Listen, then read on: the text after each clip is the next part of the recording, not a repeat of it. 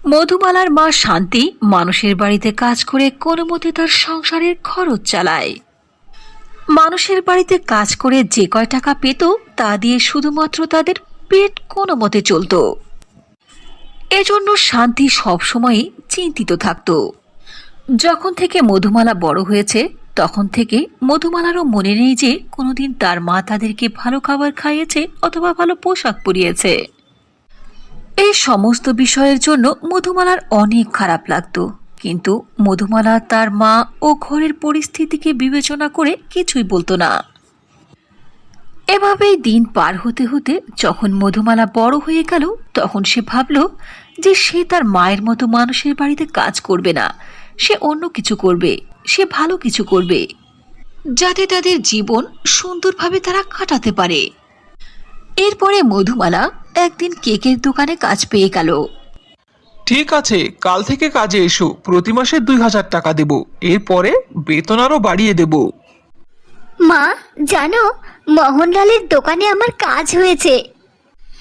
এখন আর মানুষের বাড়িতে গিয়ে তোমার সাফ সাফাইয়ের কাজ করতে হবে না। কালই গিয়ে তুমি সবাইকে নিষেধ করে আসবে। এরপর থেকে মধুমালা কেকের দোকানে খুবই মন দিয়ে কাজ করতে লাগলো আর খুবই তাড়াতাড়ি খুবই সুন্দর করে কেক তৈরি করতে শিখে গেল। আরে মধুমালা, এত তাড়াতাড়ি এত সুন্দর কেক তৈরি করতে শিখে গেছো তুমি? মনে হয় যেন তোমার হাতে জাদু আছে।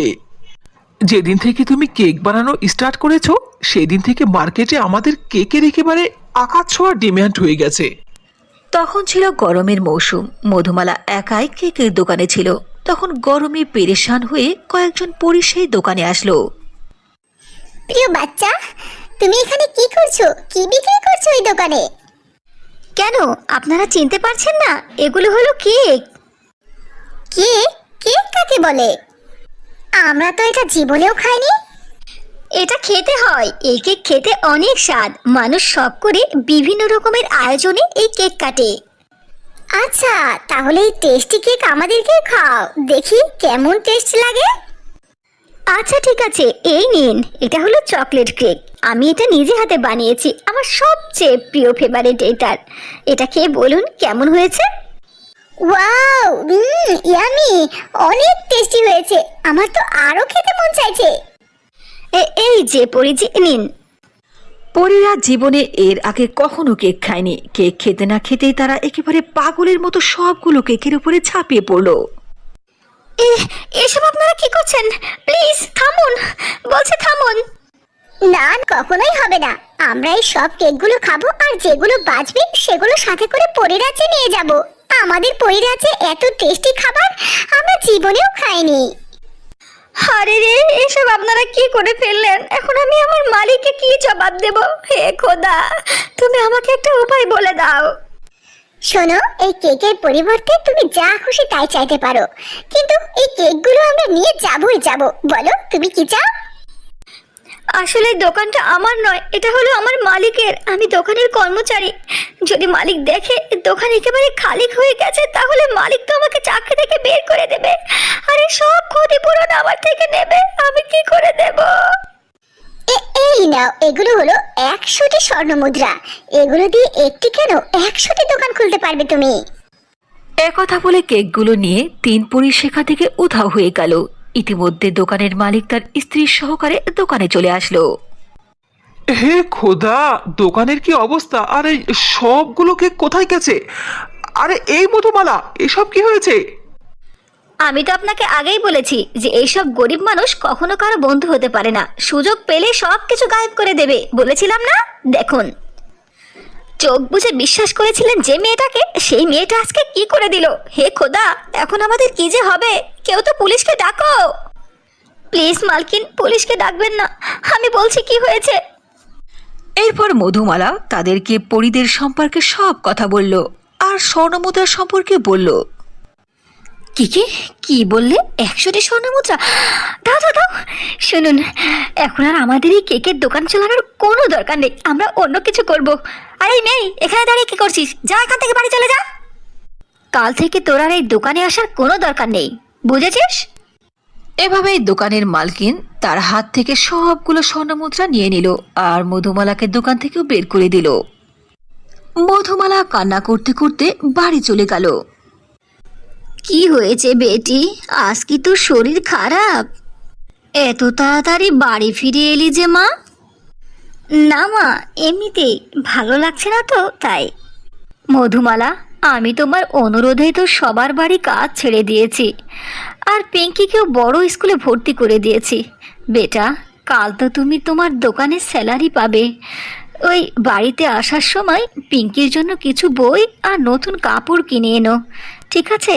আর ঘরের খাবার দাবারও তো শেষ হয়ে গেছে। ঠিক আছে মা, তুমি টেনশন করো না, আমি নিয়ে আসবো।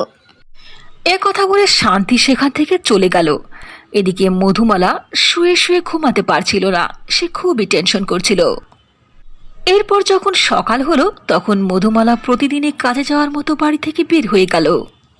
সে একটি জঙ্গলের মধ্যে গিয়ে এক গাছের নিচে বসে খুবই কান্না করতে লাগলো। হে খোদা, এ কি হলো? এ কোন পরীক্ষায় ফেললে তুমি?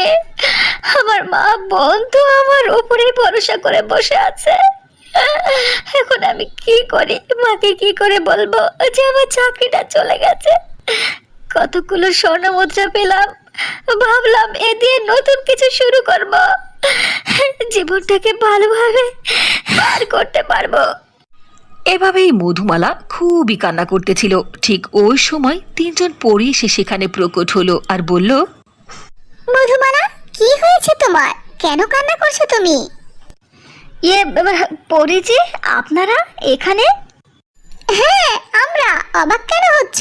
যে টেস্টি কেক তৈরি করে আমাদেরকে খেতে দিয়েছো, আমরা না এসে পারি? আমাদের পরিরাজ্যের রানীমা তোমার তৈরি করা কেক অনেক পছন্দ করেছে, উনি আবার চেয়েছে। এরপর মধুমালা পরীদের কাছে তার জীবন বৃত্তান্ত সব কথা খুলে বলল। ব্যাস, এইটুকু বিষয়ের জন্য কান্না করছো? আমি এক চুটকির মধ্যে সবকিছু সমাধান করে দেব। এ কথা বলে একজন পরী মধুমালার হাত ধরে খোলা ময়দানে নিয়ে গেল আর তাদের জাদুর লাঠির সাহায্যে অনেক বড় একটি কেকের ঘর প্রকট করে দিল আর বলল, মধুমালা, আজ থেকে এটা হলো তোমার কেকের দোকান। এর মধ্যে কেক তৈরি করার সকল সামগ্রী রয়েছে। যাও, তুমি কেক তৈরি করো আর আমাদের কাছে এক্ষুনি বিক্রি করো। আমরা হলাম তোমার প্রথম কাস্টমার। পরীদের এই কথা শুনে মধুমালা প্রচন্ড খুশি হলো।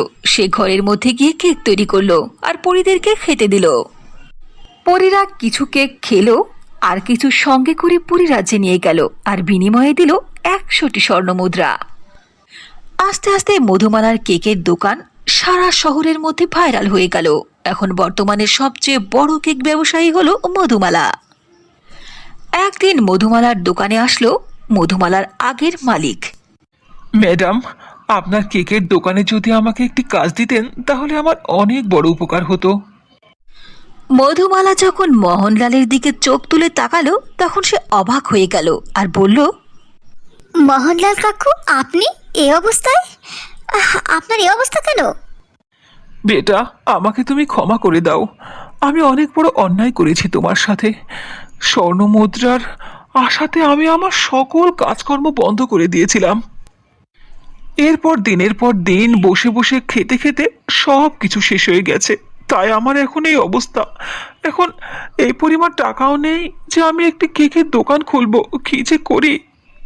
বেটা, যদি পারো আমাকে তুমি ক্ষমা করে দাও। এমন করে বলবেন না চাচা, আমি আপনাকে ক্ষমা করে দিলাম। আমার দুঃখের সময়ে আপনি আপনার দোকানে চাকরি দিয়েছিলেন, আজ থেকে এই দোকানকে নিজের মনে করে চালান, ঠিক আছে? এভাবেই সবকিছু ঠিক হয়ে গেল।